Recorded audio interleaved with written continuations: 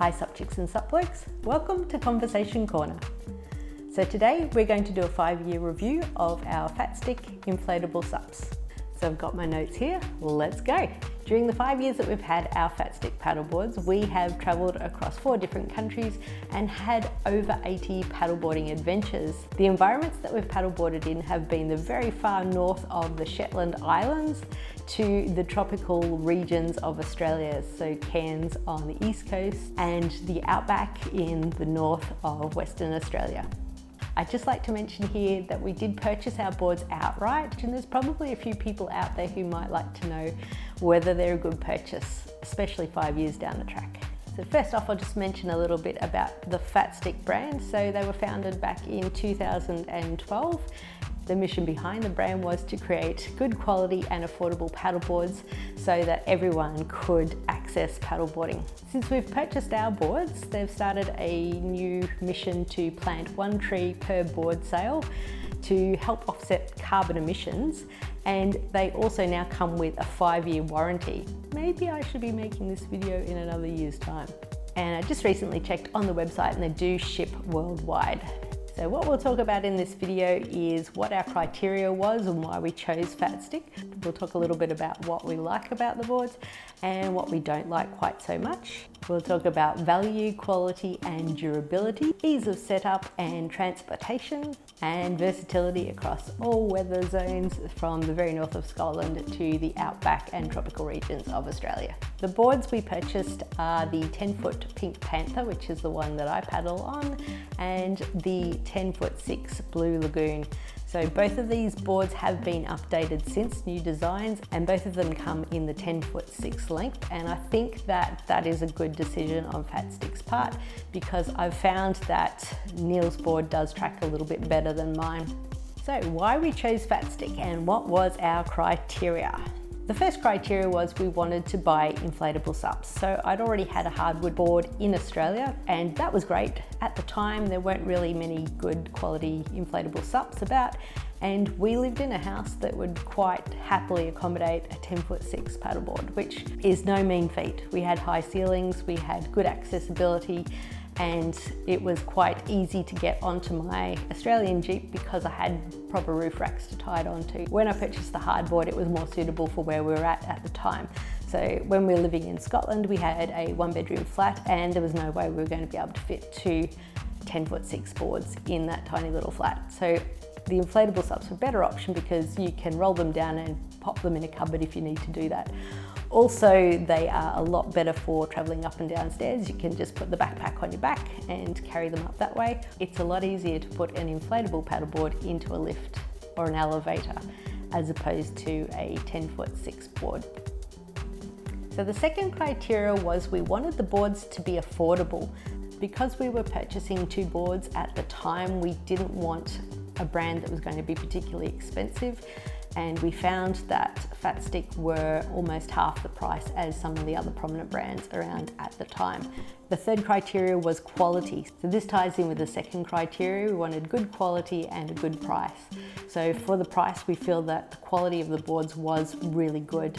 So they've been very durable. We haven't had to replace any parts such as the pump, the leg rope, the elastic across the front, the valve cover, the fins, everything is still the original, part of the original package. And as far as quality goes, we also didn't want something that was going to easily burst because you do hit things sometimes. There's objects in the water that you're not 100% aware of because they're quite big. Trying to maneuver them into the water they can bump onto things. So we didn't want something that was going to not be durable enough to take a little bit of a knock.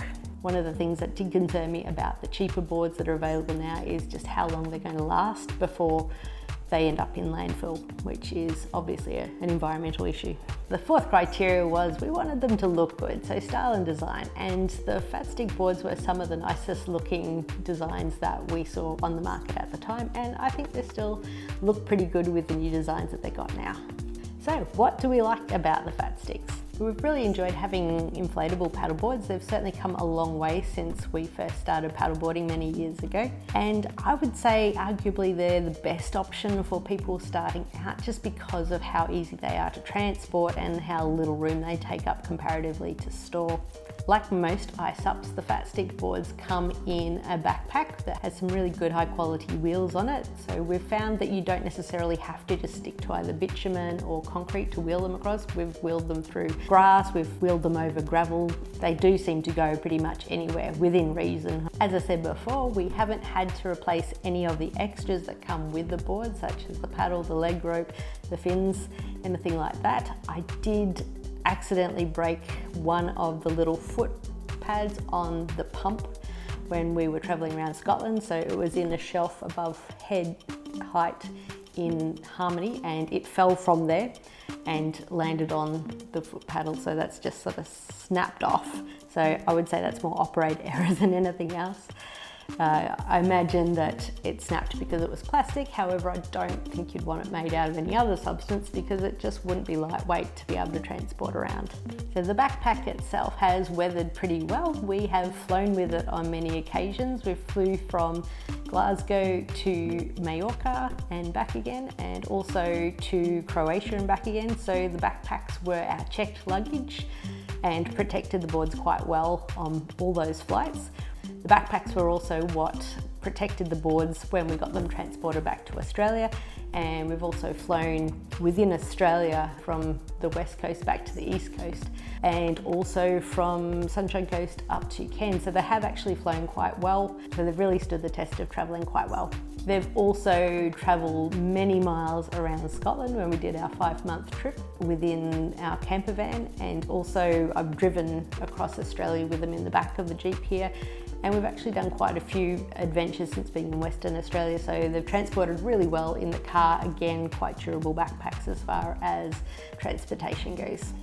My board came with a bonus SUP seat, which I've done a review for. If you want to check that out, I'll put a link in the description below and one up above. So what we didn't like quite so much about the Fatsticks.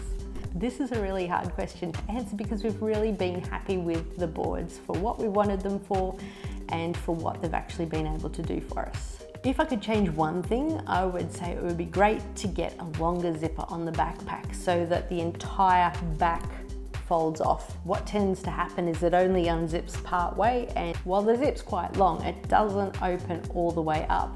So instead of being able to just pick your board up and place it into the open pack, the best way to put it in that we've found is to get someone else to hold the backpack upright and put it down into it. So this is fine if you've got 2 people, but I came unstuck when I was out paddling myself on Loch Lomond one day, and the board was still fairly new, so it wasn't rolling up quite as nicely as what it is now. The fin attachments on my board are thicker and don't bend as easily when rolled up, making it more bulky. And the rail was kind of poking out in the back of the backpack. As I was wheeling it along, it was rubbing on the ground, and I didn't realize it at the time, but what happened was that the gravel wore through the backpack and then through my board as well and made a hole in the board. So again, operator error, but I think it was because I hadn't placed the board properly in the bag. I thought I had, but just trying to wiggle it in there by myself, it wasn't sitting where it should have, and ended up putting a hole in my board. But I was able to get that fixed by a company in Glasgow, so I was really happy with that, and the repair has lasted a good 4.5 years, I'd say.